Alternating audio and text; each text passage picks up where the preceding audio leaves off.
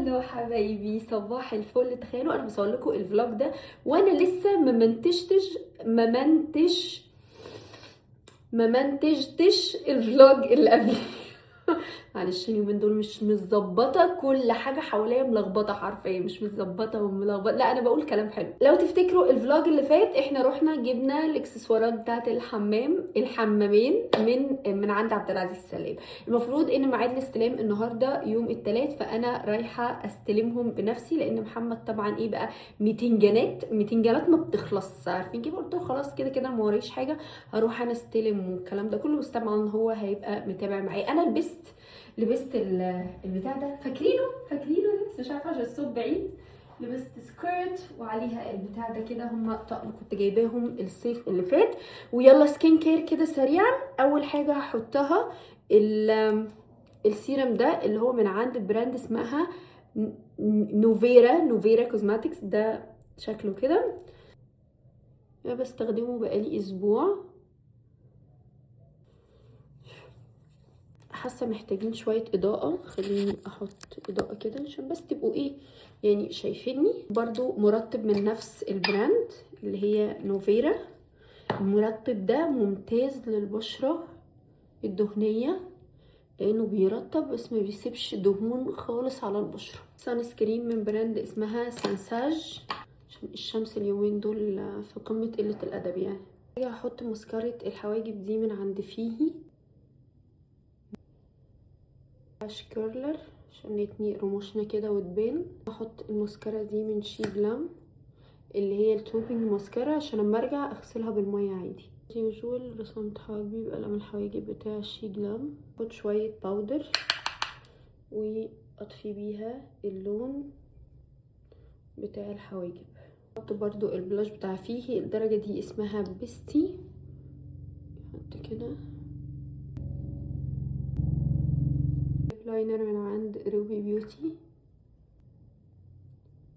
هاخد الليب بالم ده بتاع ميبلين، الدرجه دي اسمها بينك دريب.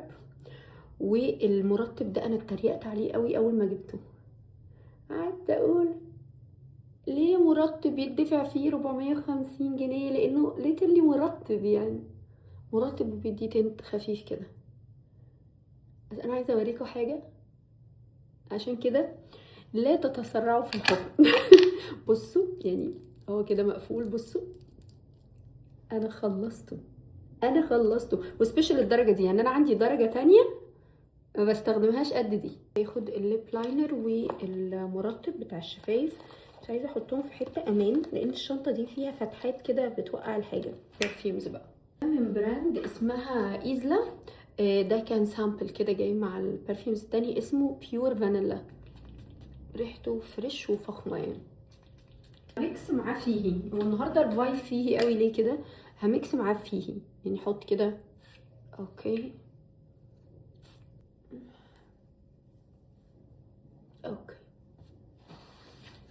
زي الفل اكسسواراتي بقى. اوكي حبايبي، هلبس ساندلز. جو حر، عارفين الجو اللي بتبقوا عايزين تنزلوا فيه بالشبشب ده، محدش يقول لي اعملي حاجه. فهلبس ساندل. ايوه اوكي، هو كده ولا ايه؟ وانا نسيت بيتلبس ازاي. تقريبا كده. نزلت امتى؟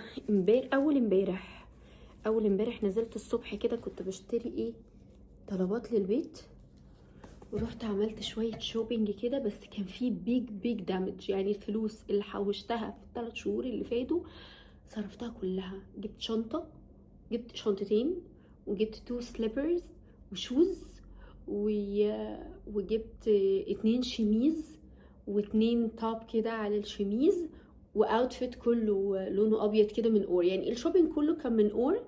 والسليبرز والشوز جبتهم من لا الشوز كنت جايباهم من ستور تاني، والسليبرز والشنط جبتهم من بيكسي. بصوا كان بيج دامج بجد والله العظيم يا جماعه. يعني فاهمين، رجعت البيت كده بقول لمحمد احس ان انا ندمانه سيكا. قال لي خلاص مش اشتريتي؟ قال لي مش مبسوطه. بس قال لي خلاص مش جبتي، خلاص. بس بجد انا كنت محتاجه لبس صيفي، يعني ما كانش عندي لبس صيفي كفايه. او يعني ان عندي بس ما بقاش ده اللي انا عايزه البسه. عارفين بتحسوا ان انتوا ذوقكم كله اتغير؟ انا حسيت ان انا ذوقي كله اتغير. الجينز زي ما هو، ما اشتريتش جينز خالص، بس حاجات من فوق. واغلب اللبس بجد قافلني، يعني مش عايزه البس قمصان، بس برضو جبت قمصان، بس على الاقل ما جبتهاش مخططه الحمد لله يعني. يلا مش عايزين نضيع وقت، لان انا لما بقعد ارغي معاكم فاهمين الرغي ما بيخلص. خدت شنطه كده يعني سريعا كده عشان مش طالبه اناقه وشياكه، ويلا بينا بقى ننزل. اوكي حبايبي، اوتفيت تشيك كده على السريع.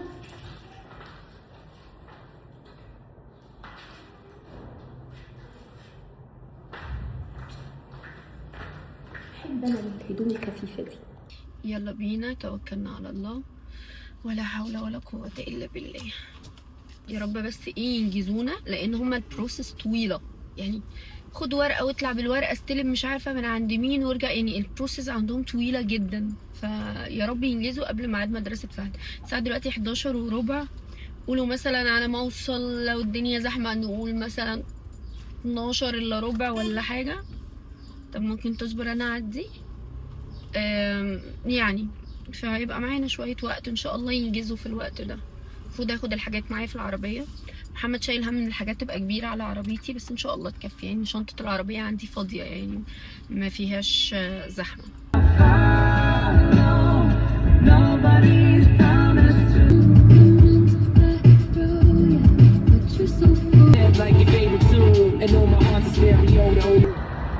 خلاص وصلت، نطلع بقى نشوف اجراءات التسليم ايه، ويا رب ما نطولش يعني اتمنى من كل قلبي. النهارده الجو بارد شويه يعني، على عكس العاده توقعت انه هيبقى حر قوي، بس برد غريبه.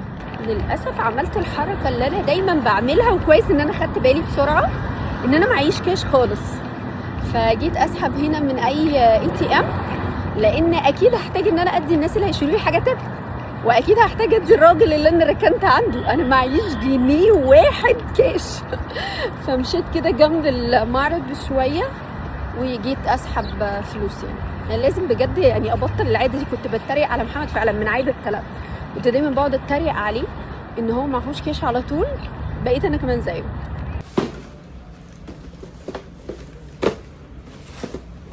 الحمد لله، انا مش مصدقه نفسي يا جماعه، انا خلصت بسرعه جدا.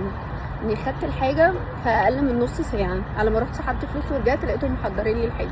لقيت هنا في نسكافيه، فاخش اجيب قهوه عشان مصدعه، وبعد كده نرجع بقى. الحمد لله خلصنا كل حاجه بدري.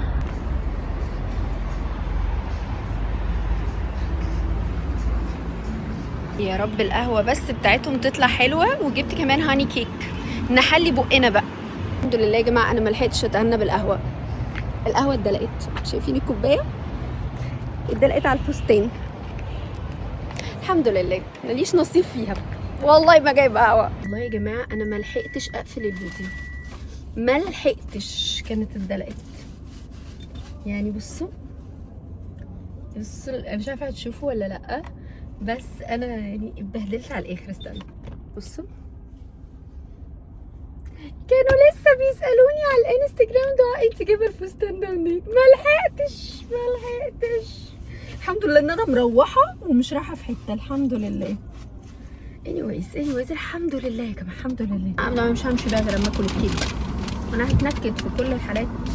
كل الكيك بقى الاول، وبعد كده بقى نشوف هنعمل ايه في حياتنا. انا مش مصدقه شكل الفستان بجد كارثي. هقول الحاجات اللي انا جبتها ورا اهي. عارفين كل ما نروح نشتري حاجه او نجيب حاجه، اقعد اغني لمحمد الاغنيه بتاعت محمد منير بتاعت وخلاص فاضل تكه تكه تكه على اخر السكه لسه تكه، كان ناس كتير شكه. مش عارفه ليه بقى على طول بقعد اغني. فتح ازاي دي؟ اوكي. هناكل بقى الهاني كيك، مكد من كل النواحي. بسم الله يا رب تطلع حلوه.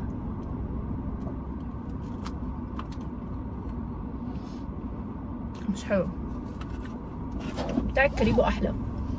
تحسوها كده مريم. ما تطرينيش انا فايق، كلميني كل فاكس رسايل لي دمه فايق. رجلي صندل بس وصلت بدري نيتي خالصه. انا في كمين اتاريك بس دولهم لحماني. كان زمان الطموح علينا وناخد تاني قدام البسين. ما بشوفش حد واضطرينا كده مطريها. اوكي حبايبي، طلعت غيرت هدومي طبعا اللي اتدلق عليها القهوه دي، وريحت شويه كده ونزلت تاني عشان اروح اجيب فهد من المدرسه. دورة المدارس دي بقى عارفينها بتاعت كل يوم دي. الحمد لله الحمد لله لقيت المدرسة بعتين مسج ان فهد بكرة وبعده اجازة. يوم الخميس كده كده كله اجازة حتى ديتي عشان عيد العمال، ويوم الاربع هم المفروض ان هم عندهم في المدرسة حاجة اسمها شو انوال شو تقريبا، اللي هم العرض المسرحي اللي بيعملوه قبل ما الدراسة تخلص وكده. والصراحه انا فهد مش بيبقى انترستد خالص بالحفلات والمسرح وانه يطلع كده ويعمل شو، ما مش خالص يعني. عملها مره في اول مدرسه كان فيها، وبعد كده يعني ما بيحبش البروفات والكلام ده، كل الحاجات دي بتخنقه قوي، فما اشتركنالوش. فالمفروض اليوم اللي رايحين يوم الاربع الولاد اللي مشتركين بقى يعني فاهمين يروحوا يعملوا البروفات والكلام ده كله، ويوم الخميس تقريبا برضو عندهم بروفات بقى في الاوتيل اللي هيعملوا فيه الحفله. فبعتوا مسج يعني قالوا ان الولاد اللي مش مشتركين يبقوا اجازه. فياه الجمله نزلت على قلبي يا ولاد، يعني بفرحه مش طبيعيه ان انا مش هضطر اصحى بدري بكره، يعني هصحى بس على ميعاد ديدي وخلاص، مش هضطر ان انا اصحى من 6:30 الصبح هنام. الناس بتعدي اقسم بالله الناس بتعدي كده الطريق، بيعدوا كده كده يعني بالصدفه، لا اله الا الله. anyways ايه يا دود بس يعني. فالحمد لله بكره احنا اجازه يعني. عايزه اكل، انا عارفه ان انا بهرتل وبعك انا عارفه، بس عايزه اكل قوي كرواسون بالنوتيلا. والله العظيم يا جماعه عايزه اكل كرواسون بالنوتيلا قوي، اللي هو بتاع بريكفاست. والمشكله ان انتم ما بتطلبوه اونلاين، اما بطلبه من الابلكيشن مش بيجي زي اللي موجود في الستور، بيجي بس جواه شوكليت، لكن التاني بيبقى جواه ومن بره وفيه بندق وبتاع. فمش عارفه اسمع كلام معدتي اللي هتوديني في 60 داهيه دي، ولا الم نفسي واروح. مش عارفه. الواد فهد ابن لذينه بيشجعني، يعني تيجي تقول له ايه رايك يا فهوده نروح مش عارفه ناكل، يقول لك يلا يا ماما. جميل. فهد ده اكتر واحد بيشجعني على الاوردرز. فكرني ببوست كده كان موجود على الفيسبوك، يا ماما انا ما بحبش اكل البيت ولا انا كمان، يلا نطلب اوردر. عارفين كده انا وهو ما بنحبش اكل البيت خالص، بنحب الاكل دايما من بره وكده يعني، مع انه والله بياكل الطبيخ وبيحب الطبيخ وكده، بس مش عارفه بنستسهل ان احنا نعمل اكل وان احنا ما نطبخش. ففهد ده هيبقى راجل جميل، مش هيطلب من مراته خالص انها تطبخ، وكمان مش هيقول لها لا لازم تعملي لنا اكل في البيت، لان هو بيحب اكل بره اكتر. فالرساله الى مرات ابني العزيزه، ابني هيمنجهك يعني، يا رب ظروفه تبقى سامحه ويقدر يمنجهك، بس صدقيني انا متاكده ان ابني ان شاء الله لو الظروف معاه تمام عمره ما هيطلب منك ان انت تطبخي ابدا، وطول الوقت هتلاقيه بيعزمك بره او بيجيب لك اكل من بره. فمرات ابني المستقبليه انا ببشرك انا مدياكي جوهره انا مدياكي بس كده. نحفظ بقى الفيديو ده عشان تبقى مرات ابني ان شاء الله تتفرج عليه بعد كام سنه من دلوقتي ان شاء الله. انا مدياكي جوهره.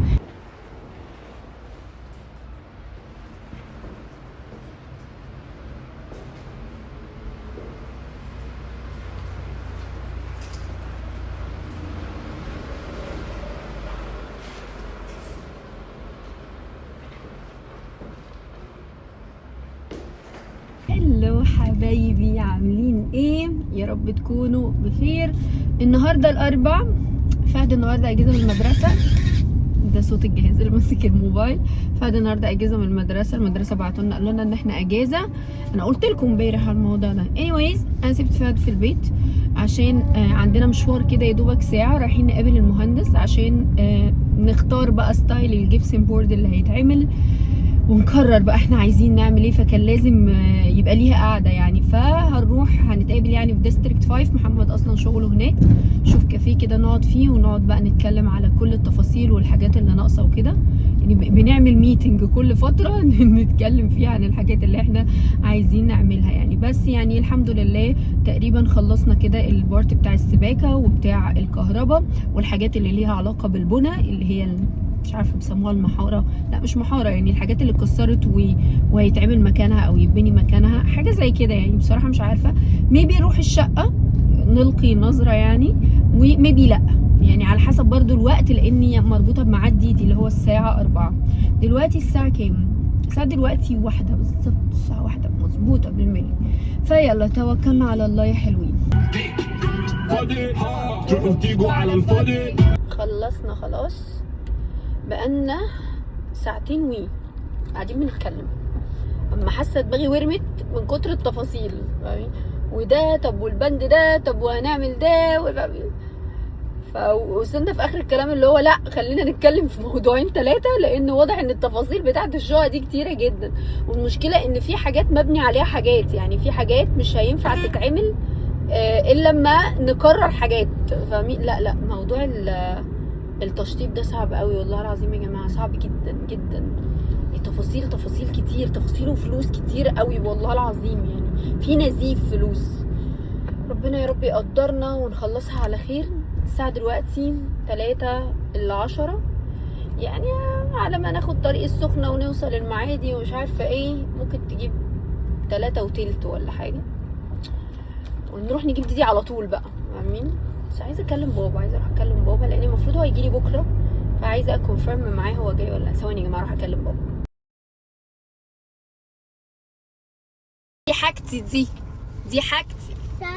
سوري يا روح قلبي، انا يد قلبه انا. روح عند عمو مجدي. Yes. What do you want? I want small. Small what? I want a small. Small toy? Yes. Yes. Small happy birthday. Small happy birthday? هي مستوعبة ان احنا عمالين نكلمها عن عيد ميلادها، فهي عايزة حاجة ريليتد بالعيد ميلاد. قفلت الريكورد.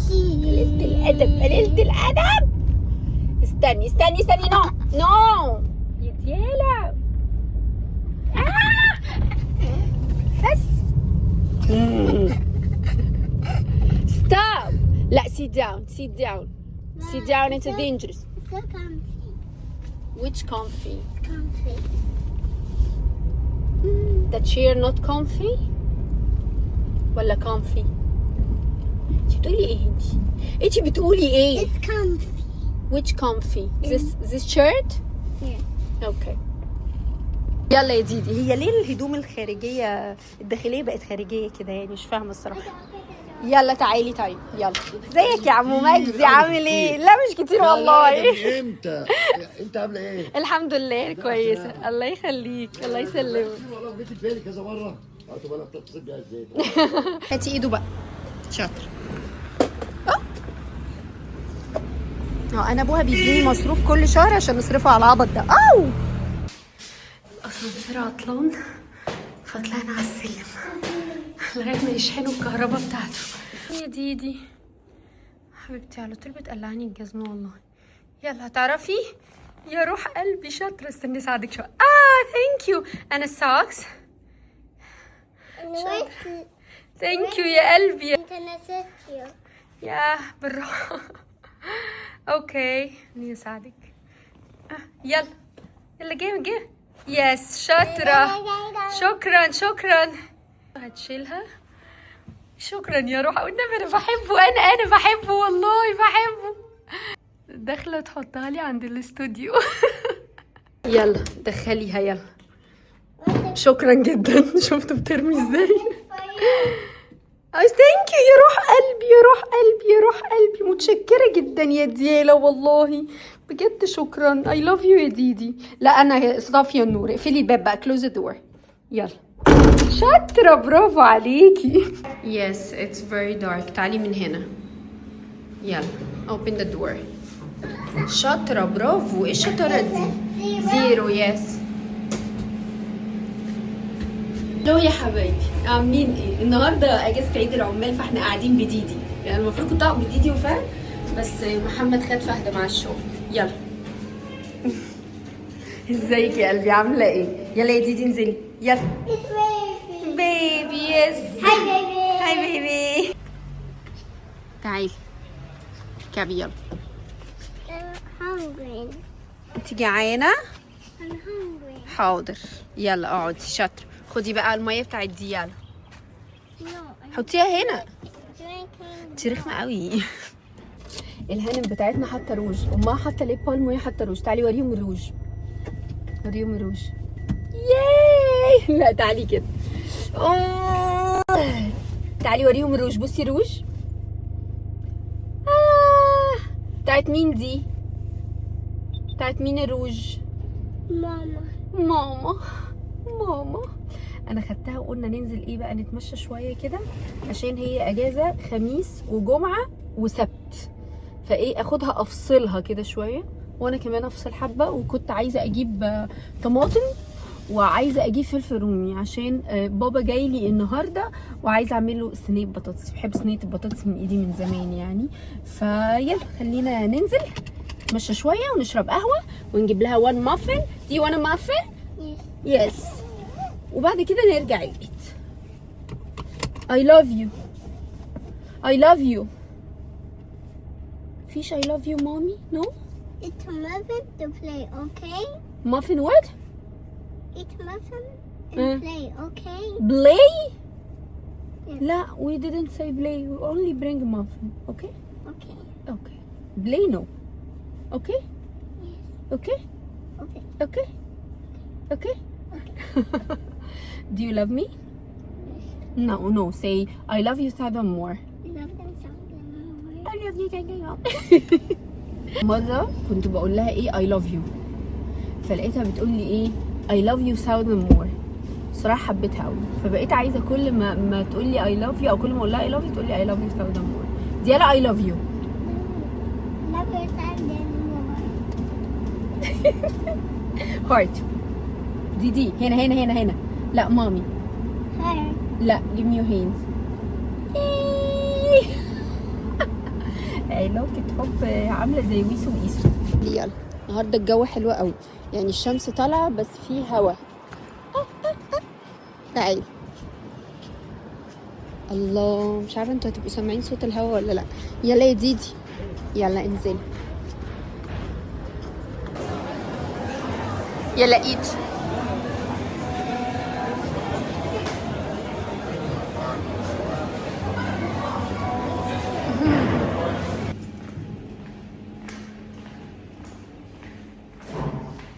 هلو حبايبي عاملين ايه؟ خلينا بس نلقي نظرة على الاوتفيت.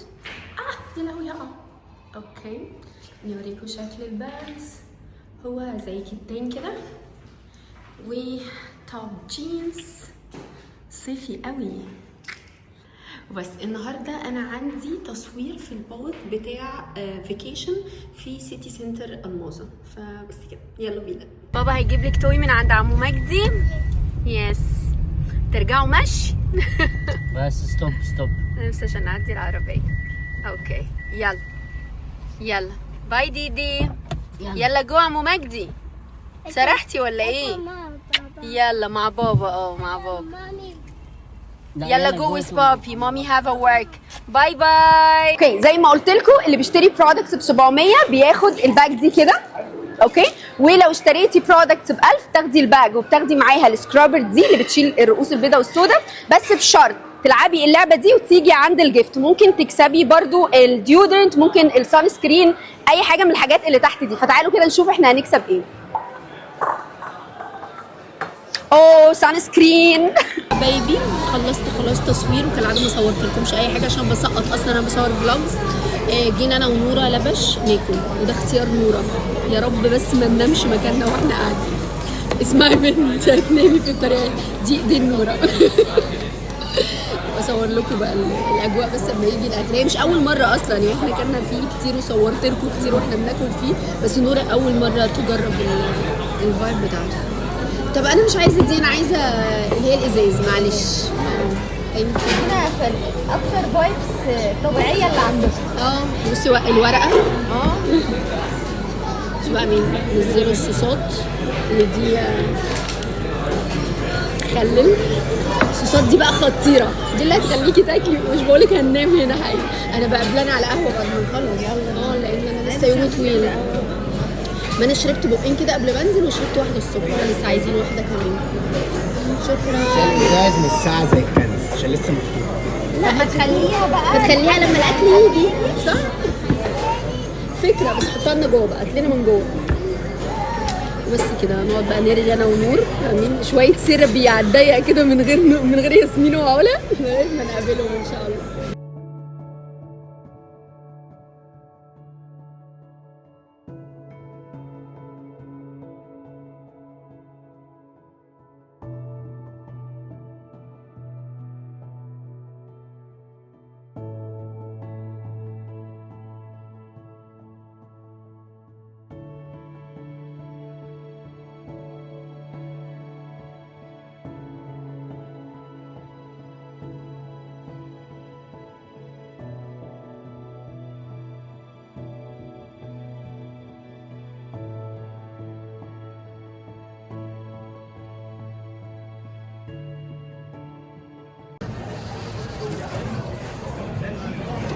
اول فرشه البطاطس.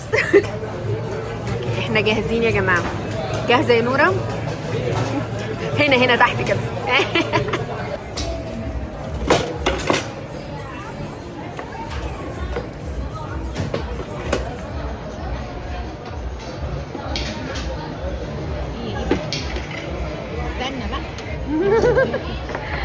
استنى بقى.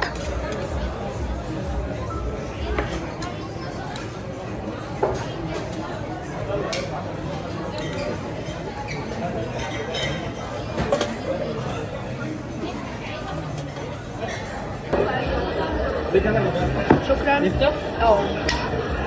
شكرا. استنى ده. اوكي. دول بقى ايه كده؟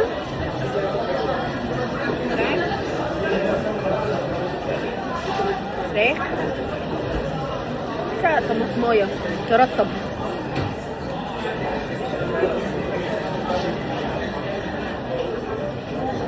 نزلها بقى ايه؟ صوص الاحمر ده خطير. ده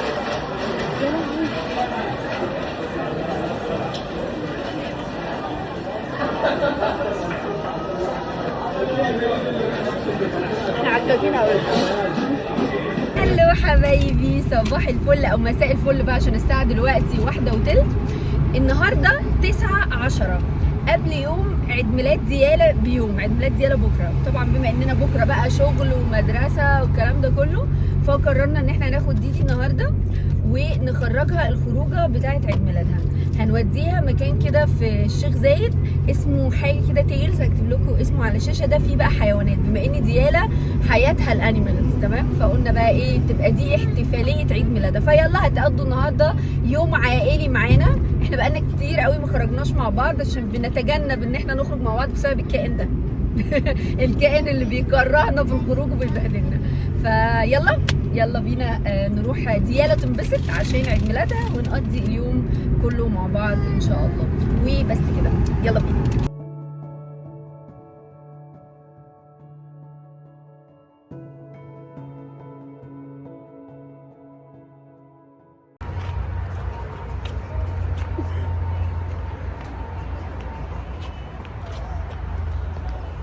حبايبي انا والنبي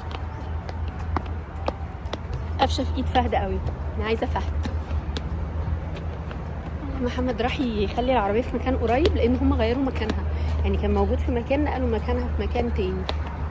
فين؟ هنا. استنى، هنا اعتقد يا فهد.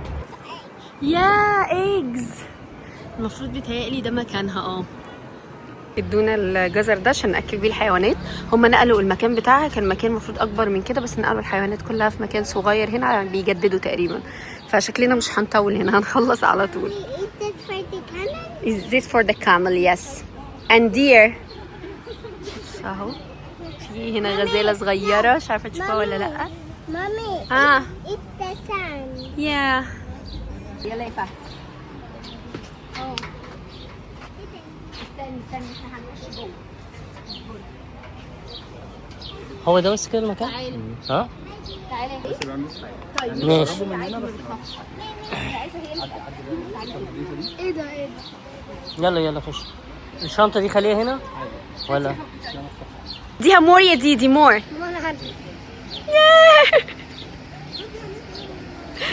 قلبي يا قلبي.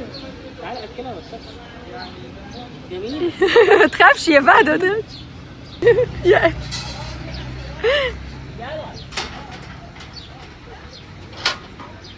لا شيز فول يا ديالا، هي اكلت. اكلي التانية، اكلي دي، اكلي دي. ايه ده؟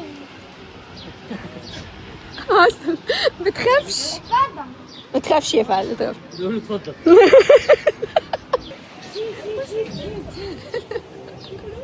يا مامي انت عايزه ايه؟ الحقني يا محمد. لو بقول له انت عايز ايه بس انه هيجاوبني مثلا. لا 1 باي 1 يا مامي، 1 باي 1. حاسب يا محمد لا ياكلها، حاسب. لا هو الحاجات دي ما بتاكلش، هي بتاكل ايه دلوقتي؟ اكل الارنب طيب يا فهد، روح اكله اذنك بس.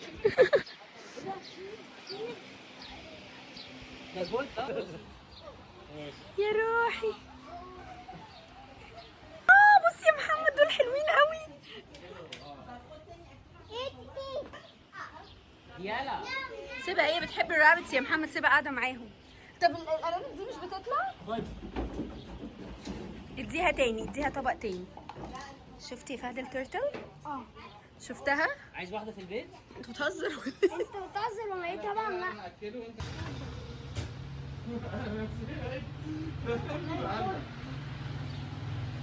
تعالي ادي ده، ادي ده، ادي ده. ازيك عامل ايه؟ ده تمام؟ ده تمام ده ايه ده؟ ده ايه ده؟ ده ايه ده؟ دي طيبة جدا. ده ايه ده بقى؟ دي الفاكا. الباكا؟ لاما. يعني ده من فصيلة ايه؟ اللام بقى؟ اللاما. اللامة اللي هي ايه يعني؟ معز بس الكبير شوية؟ جمل. جمل والله، بس ما عندوش ما عندوش اللي هو السنام ده بتاع اللي هو بيرو اه. في الشمال باين. ما هي عايزه جزر تاني يا محمد. طب هو فين الجزر؟ روح هات لها، اشتري لها بقى. هو جزر؟ طب كنا جبنا جزر معانا. بس انا قلقانه منك، انت خضتني.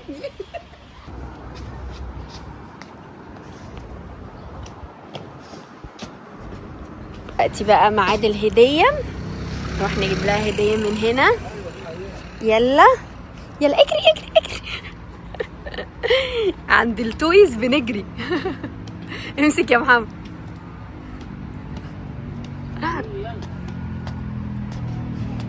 سيبها بقى تنقي اللي هي عايزاه. هلو، فاينلي خلاص رجعنا. بجد المشوار كان طويل جدا، كان 45 دقيقه من المعادي، فكان بالنسبه لي ده سفر. رجلي وجعتني حرفيا من السواقه. وكمان اما رحنا عرفنا ان هم نقلوه من المكان اللي كان فيه، فنقلينه في اريا صغيره جدا، تحس الموضوع مش ورثت يعني. هي كده كده تذكرته مش غاليه قوي، تقريبا ب 180 185، لان حجزت عن طريق وفرها. لو عملته من عندهم على طول بيبقى ب 200 جنيه تقريبا. بس حسيت الموضوع نوت ورثت، بتاعه صغيره كانها اوضه بتاكلي فيها الحيوانات الموجوده وبتخرجي، فحسيت ان هي لا، ما انبسطتش كفايه، لان هم المفروض ان هم بيجددوها وكده. فبس يعني رحت لعبت مع الحيوانات وانبسطت، هي انبسطت الصراحه. وخدناها للمحل نجيب لها هديه، بقت محتاسه واقفه مش عارفه تاخد ايه. في الاخر خدت اللي هو مش الصلصال بتاع التاني اللي عامل زي الرمل ده، فاحنا قلنا اتس اوكي، احنا هنجيب لها احنا هدايا، عشان هي هتقف محتاسه ومش هتعرف هي محتاجه ايه او عايزه ايه.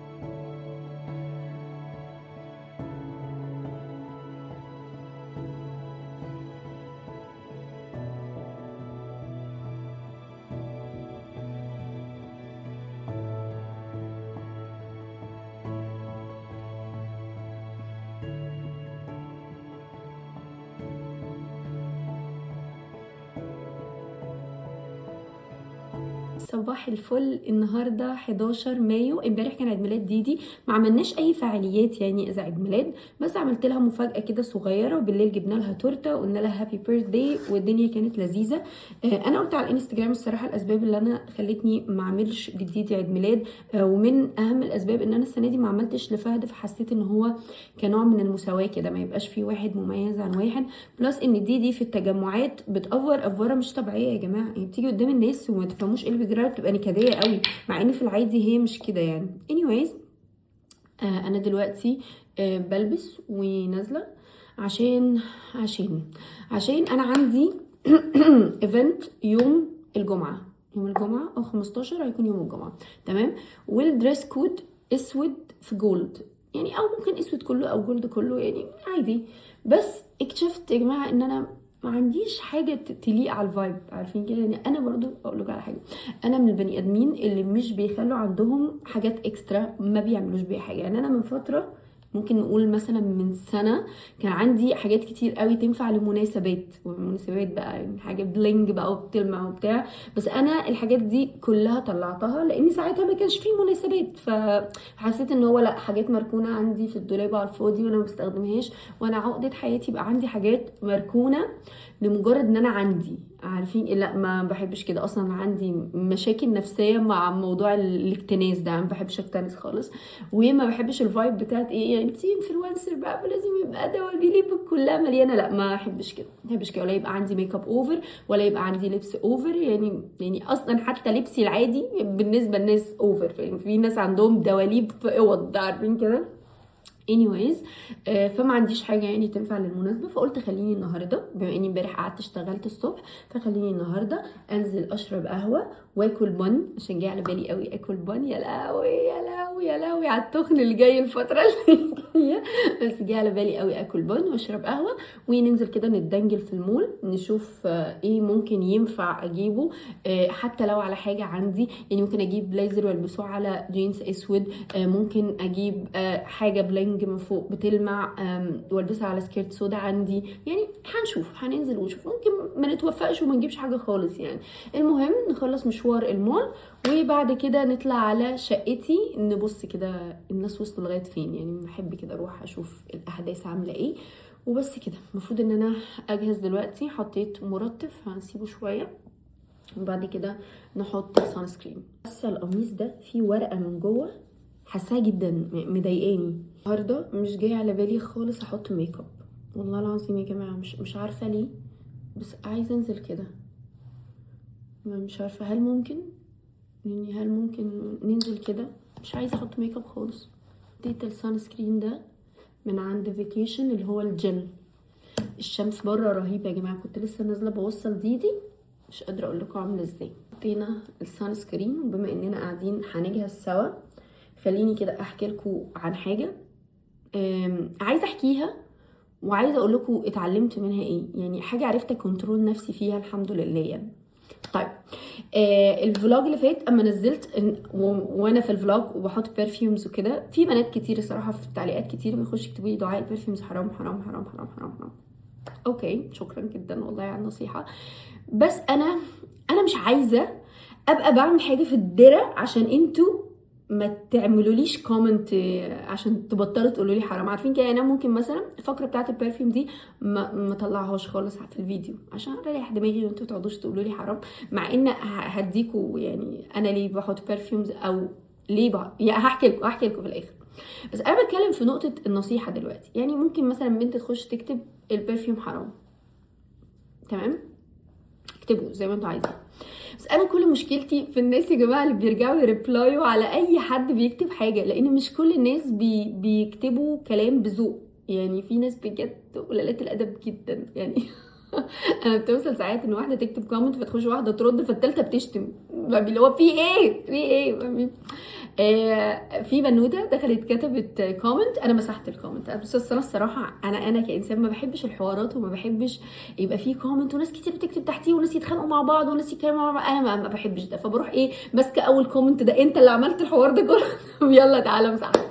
anyways البنوته كانت بتحكي ان هي كانت بتحط عطور كتير زي كده، ومره كانت شغاله في مكان، يعني في واحد زميلها اداها كومنت على البرفيوم اللي هي حاطاه، يعني قال لها انه حلو. انا مش فاكره الكومنت قوي، بس قال لها ان هو حلو، او قال لها يعني اتمين اما انت بنعرف ان انت جيتي من البرفيوم حاجه كده يعني.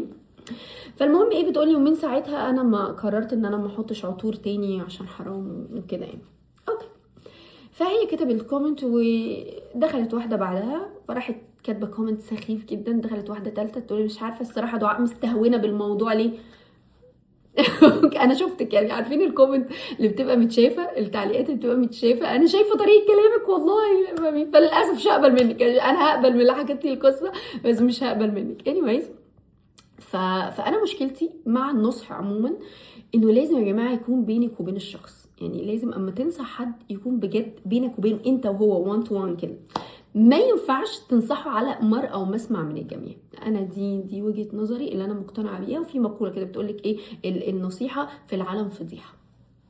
بس كده يعني. افتكر انا من كام يوم كنت في مكان وكنت دخلت التويلت ومن الاستعجال ما قفلتش سوسته البنطلون، فلقيت بنوته كانت واقفه قالت لي ممكن اقول لك حاجه؟ قلت لها كده، قالت لي جنب بس، فخدتني كده بعيد على جنب بعيد عن الناس كلها وقالت لي سوسته البنطلون مفتوحه. قلت لها بجد؟ فراحت مدرياني وفرحت قافلاها. هي دي ما ينفعش كانت تيجي وسط ما انا واقفه مع ناس تقول لي سوسته البنطلون مفتوحه. ايه ده انت احرجتيني. انا عارفه ان انت بتفيديني بس في نفس الوقت هتكوني احرجتيني. فعشان كده ما ينفعش ننصح حد على مرأى ومسمع من الناس. انا عندي حلين لو انت حابه تنصحيني. اول حاجه الانستجرام، واغلبكم عنده انستجرام. ان كيس انت شخص ما عندوش انستجرام، في ايميل تلاقيه موجود، ممكن تبعتي لي فيه المسج اللي انت عايزاه، بس ما تكتبيليش كومنت محرج قدام الناس. تمام. فدي كل مشكلتي مع النصيحه، يعني ان بتبقى الناس يعني هنحط حسن النيه ان انت مش عايزه تعلي عليا وان انت مش عايزه تبيني ان انت اجمد حد في الدنيا، وقررتي ان تنصحيني عشان انت بتحبيني وخايفه عليا. فبليز يكون بيني وبينك، ينفعش اديكي الحاجه في وشك قدام الناس، ما ينفعش. تمام. دي النقطه بتاعه العذر. احنا عايزين ننجز عشان انا ما انساش نفسي، عشان انا رغايه ما انساش نفسي واقعد ارغي وانسى ان انا نازله. طيب نيجي خليني احط ماسكارا الاول عشان البلاش ده لما بحط ايدي بيستامب كده، مع اني بحطه برضه عشان بحبه. المهم دي نجيب بس الماسكارا. اوكي تمام. فدي نقطه. نقطه بقى دعاء، انت بتحطي عطور. طب يا جماعه انا العطور اللي عندي كلها مش انتنس او مش قويه، تمام، او مش مركزه قوي. تمام. كل العطور اللي عندي لو لاحظتوا في كل الفيديوهات اللي انا بحطها مست، هتلاقوا الاغلب انه مست. ولو هحط برفيوم بيبقى انا عارفه ان هو ناعم جدا، لان انا اصلا ما بحبش العطور التقيله، مناخيري بتتعب. فانا من الناس اللي مش هتلاقوني ماشيه فواحه خالص. لو تفتكروا مره كلمتكم عن ميكس كنت حاطاه وقلت لكم اما حضنت بسمه، اما حضنتها قالت لي ريحتك حلوه. فانا محتاجه اللي يشمني يكون هيحضني، واكيد مش همشي في الشارع الناس هتحضني يعني. تمام. حته بقى ان انا بحط عطور والناس ومش الناس. طب يا جماعه انا ما بختلطش بحد، يعني انا واحده بتنزل من بيتها تركب عربيتها او عربيه جوزها تروح لمكان هتقابل فيه مثلا صحابها مفتوح، العطور بتاعتي مش قويه ان حد يشمها اصلا. تمام. ايا كان نصيحتك ليا او القصه بتاعتك، فقصتك غير قصتي. يعني انا مش هحط عطور بالكم ده اروح اقعد في اوفيس اوضه ومعايا رجاله فيها، فاهمين قصدي؟ فانا ما بختلطش برجاله، حياتي ما فيهاش رجاله، ما بنزلش في مكان فيه رجاله، ما بقعدش في اماكن مقفوله مع رجاله كده، فاهمين؟ ما بركبش مواصلات. يعني انا مقدره جدا ممكن تكوني مثلا انتي بتركبي مواصلات فانتي حاطه عطور والعربيه مقفوله، فاكيد اللي قاعد جنبك يبقى شمك، انتوا المكان ضيق ومقفول عليكم فاكيد لازم يبقى شمك. لكن انا مش بركب مواصلات، انا بنزل من البيت بركب عربيتي، بروح اماكن مفتوحه، ما بقعدش في مكان مقفول فيه رجاله والكلام ده كله. زائد ان العطور بتاعتي مش قويه، انا وانس انزل العطور اللي انا حطاها بتهدى خالص، ولازم تحضنيني عشان تشميني. تمام. فدي النقطة بتاعة العطور. anyways ربنا يهديني ويهديكوا، وكلنا عندنا مستيكس، كلنا عندنا حاجات ناقصة، وكلنا بنسعى ان احنا نكملها. ربنا يهدينا كلنا. بس اهم حاجة طريقة النصيحة.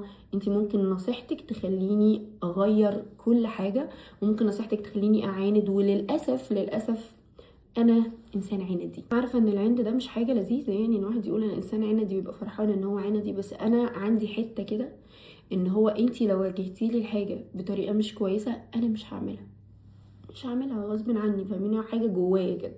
فنحاول نقول الحاجه بطريقه لذيذه، نحاول ما نغلطش في بعض. لمجرد ان انا بعمل حاجه غلط مش معناها ان انا انسان وحش فتخش تغلطي فيا.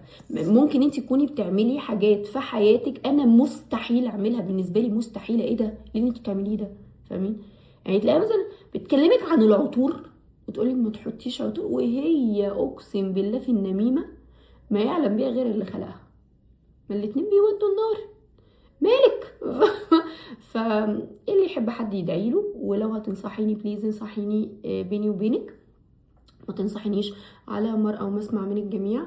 ولو فكرتي تنصحيني على مرأى ومسمع من الجميع خلاص مش قادرة، عايز تكتبي قدام الناس، حاولي ان الطريقة تكون كويسة عشان غيرك يتقبل النصح. ويعني المفروض اسلامنا بيقول لنا كده ان انتي تنصحي بشكل حلو عشان الناس تتقبل نصيحتك. بس يعني احكي لكم بقى، اصلا انا مش داخله احكي لكم على الموضوع ده او مش داخله اتكلم في الموضوع ده لان انا خلاص الموضوع انا عملت له سكيب الصراحه. بس انا اول ما شفت الكومنت يعني اللي اتعلمته بقى في الحته دي ان الانسان يكنترول نفسه. يعني ايه الانسان يكنترول نفسه؟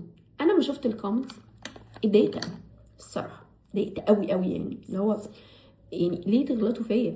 فاهمين ليه؟ يعني ما تكرهونيش في الفلوجات بجد. يعني ابتديت احس ان اليوتيوب شويه بقى شبه الفيسبوك كده، بقى بيجيب ناس اقسم بالله ما يعلم بيها اللي خلقه. المهم يعني ساعتها ما شفت الكومنتس دي، شفتها وانا راجعه ساعه ما كنا بنخرج دي، الصراحه كنت متضايقه قوي قوي قوي قوي، وكنت ناويه اصور فيديو بقول لكم يا جماعه مش عارفه، كنت متضايقه، فانا عارفه ان كان هيطلع مني رد فعل مش حلو او ممكن يكون كلام مش لذيذ. تمام. انا انسان اما بيتعصب مش بيبقى لذيذ وكلامه مش بيبقى حلو. فايه اللي انا بعمله اما بتعصب؟ باجل. يعني ايه باجل؟ يعني دايما اما يحصل اي حاجه لازم يطلع مني رد فعل ليها دلوقتي، بعمله سكيب لتاني يوم. لان انا عندي قناعه ان، ودي حاجه انا اتعلمتها، حاجتين ما تاخدش فيهم قرارات وانت متضايق قوي وانت مبسوط قوي. وانت متضايق قوي هيطلع منك ردود مش فعل مش حلوه وقراراتك كلها هتبقى غلط. وانت مبسوط قوي هتدي وعود وهتاخد قرارات انت مش هتعملها، انت في حاله. يعني انت دلوقتي الانبساط او الزعل ده حاله انت فيها دلوقتي، فما ينفعش خالص تاخد فيها اي قرارات او تدي فيها اي وعود. فانا دي حاجه انا اتعلمتها مع الوقت. يعني كنت زمان مش كده، كنت في ساعتها لازم حقي ما يباتش بس باخد حقي دلوقتي. بس اتعلمت ان احنا نأجل لتاني يوم. تأجيلي لتاني يوم خلاني بقيت اهدى، وخلاني ما يطلعش مني كلام مش حلو، وخلاني اقدر اوصل المعلومة بطريقة كويسة. وفي نفس الوقت ساعتها كنت زعلانة في اي حاجة كنت هقولها كنت هتزعلوا مني فيها، فاهمين؟ فدلوقتي انا مش زعلانة خلاص، عملت الموضوع سكيب، فبتكلم عنه باريحية دلوقتي، فاهمين؟ فعموما في الحياة ما تاخدوش فعلا قرارات وانتوا متضايقين، ولا تدوا وعود وانتوا فرحانين. اصلا حتى السكوت في حد ذاته ليه هبته، يعني فاهمين؟ تخيل نفسك تغلط في حد وتقل ادبك عليه وهو ساكت، بيبص لك كده وساكت، تلاقي الشخص اللي قدامك قاعد بيقول طب هو ساكت ليه؟ هو ساكت ليه؟ فاهمين؟ السكوت ليه هبه ساعات بيخوف. بس I think انا كده تمام. انا مش عايزه احط حاجه اكتر من كده، ممكن اسرح بس حواجبي وخلاص، يعني مش عايزه احط ميك اب. غيرت الطرحه ولبست بيج. وتقولي لي ليه؟ هقول لك عشان انا لابسه شنطه بيج وسليبر بيج، يعني لازم الدنيا تكون شبه بعضها شويه والله غيرت الطرحه عشان البس سليبر وشنطه جداد كنت جايباهم، عشان كنت مشغله فيروز فوق ورايقه وكده. بس فغيرت البلان كلها عشان الشنطه والسليبر. معلش مش هيفضل السليبر مركون، مش هيفضل مركون، معلش انا اسفه، لازم يبتدي يتحرك معانا. يلا عدي. حاسه اني ما بنامش، عارفين كده مهما انام حاسه اني ما بنامش. وتيجي بقى الاجازه ويك اند اصحى بدري، تفهموش في ايه، يعني في ايه بجد. بس كل اللي انا عارفاه ان انا عايزه انام، عايزه انام كده واما اصحى محدش يطلب مني حاجه. في الجنه ده، في الجنه اعتقد، يعني اعتقد.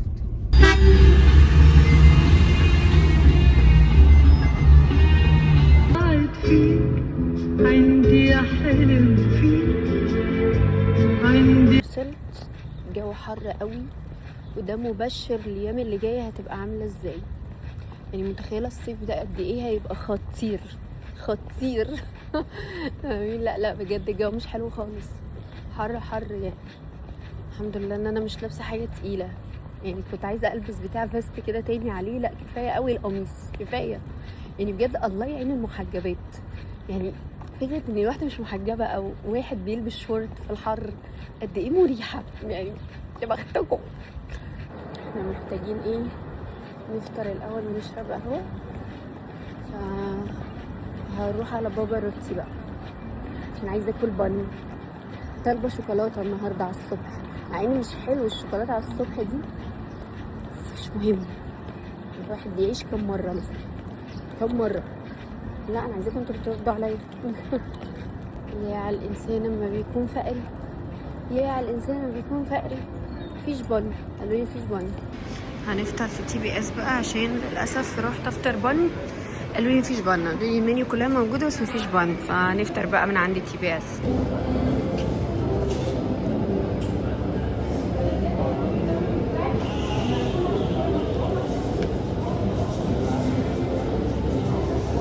حلوه بس عليها جبنه كتير قوي من فوق. بصوا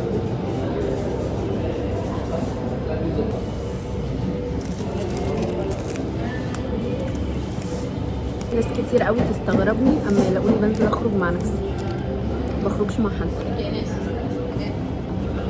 دي حاجه لذيذه جدا على فكره، عشان الناس مش فاضياني طول الوقت حرفيا، فلو هستنى ان هم يفضوا عشان اخرج مش هشوف الشارع. خلينا نبتدي رحله البحث عن حاجه نلبسها. ندخل اول حاجه اور نشوف فيها حاجه كلاسيك عاديه. اوكي في الفيست ده كده مش عارفه بس نخليه اوبشن. يعني في اور ما لقيتش غير الفيست الاسود ده، فده ممكن يبقى اخر اوبشن. يعني هنخليه اخر اوبشن ممكن نفكر فيه، ان احنا نلبس فيست على السكيرت شكله كلاسيك، بس يعني خليه اخر حاجه. يعني اما نيأس خالص نروح للحته دي. مشكله مش عايزه اتاخر، يعني عايزه اتليست اقضي ساعه بالظبط هنا وبعد كده امشي، عشان لازم اروح الشقه ومش عايزه اتاخر عشان هجيب فهد من المدرسه. انا حرفيا داخله المكان اللي عمري ما لقيت فيه حاجه بتعجبني، عمري. هو إلسي وكيكي بس يمكن لقيت فستان كده لونه اسود بسكت، هو شكله لذيذ بس برضه اوبشن، يعني مش ده اللي في دماغي. اوكي ده السليبر اللي انا لابساه، استنوا اقف اوريكم شكله. اوكي ده جبته من بيكسي، وانا في العادي مش بلبس الحاجات دي خالص، بس مش عارفه حسيته مريح. يعني صراحه شكله مريح على الارض، فكرة انا مش لابسه حاجه مقفوله على رجلي، جو حر بس لذيذ يعني، مريح خالص الصراحه. تعالوا ننزل تحت عشان تحت في محلات اكتر. شكله كيوت بس بقالي كتير قوي ما بخرجش بحاجات زي كده من ايام الجامعه، على طول بلبس سنيكرز، بس شكله لذيذ. جيت H&M، المفروض بقى H&M ده ابو الكلاسيك، يعني يخرجش بره الكلاسيك. فخلينا كده نشوف.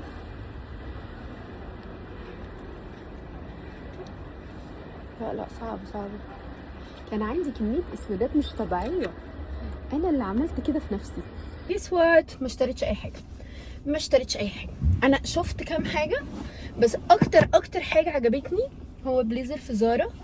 تحفه يا جماعه، كانه مرسوم عليا بالظبط، بس ده هيبقى بتعويره كبيره يعني غالي، فقلت افكر اجيبه ولا ما اجيبوش، لانه بجد غالي. يعني هو يستاهل، والله يستاهل. الكات بتاعته خطيره، ما شفتش بليزر بالحلاوه دي.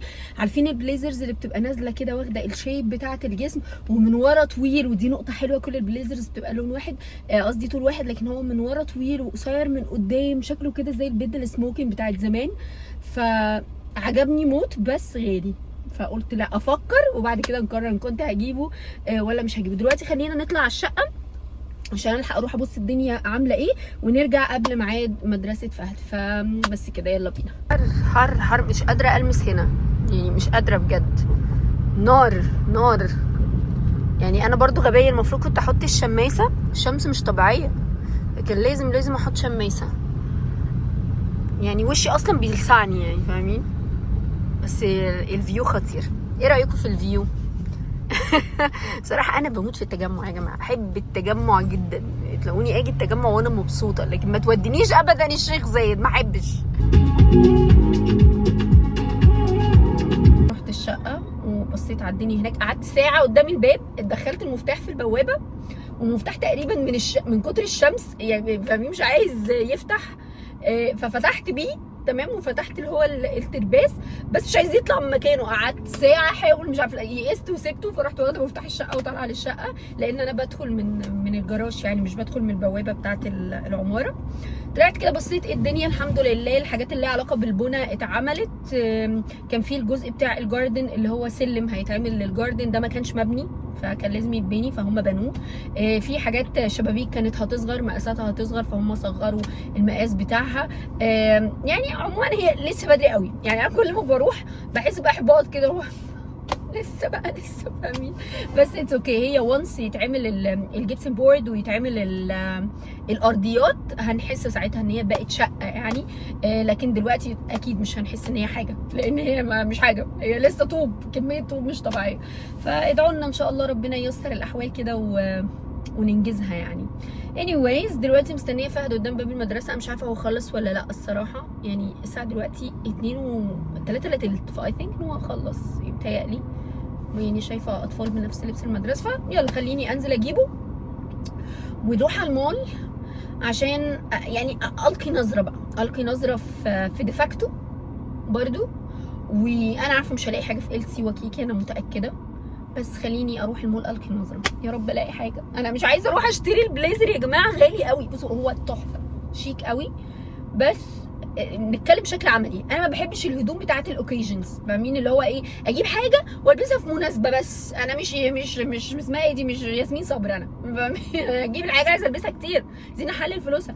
فالبليزر ده مش هيتلبس غير في حاجه كلاسيك بقى، مقابله، ايفنت، مش عارفه ايه كده، فمش عارفه، حاسه ان هو مش عملي على اني ادفع فيه الفلوس دي كلها، بس هو شكله حلو يعني، انا عادي ممكن مخي يصغر واروح اجيبه عادي جدا